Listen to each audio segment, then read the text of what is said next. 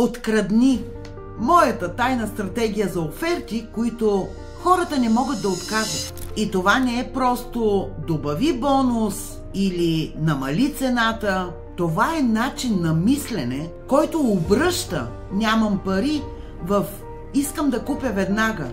Повечето хора се фокусират върху това какво включва офертата, вместо това какво отключва. Клиентът иска да знае, ще ми помогне ли това най-накрая да започна да продавам уверено и с лекота? Или ще ми помогне ли това най-накрая да спре болката ми в кръста? Или ще ми помогне ли това най-накрая детето ми да спре да боледува и аз да не отсъствам от работа? Мога да продължавам до безкрай.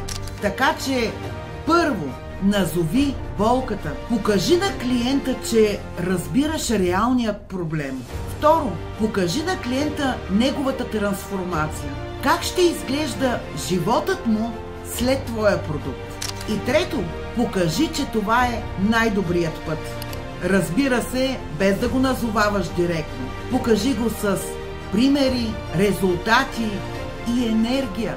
Офертата не е лист хартия. Тя е мостът от страданието до резултата, който желае да постигне човекът. Ако искаш и ти да започнеш да продаваш уверено и твоите клиенти да започнат да купуват от теб, запиши се за безплатна консултация. Коментирай под видеото с консултация и ние от екипа ще се свържем с теб. Ще поговорим и ще видим можем ли да сме ти полезни в този етап.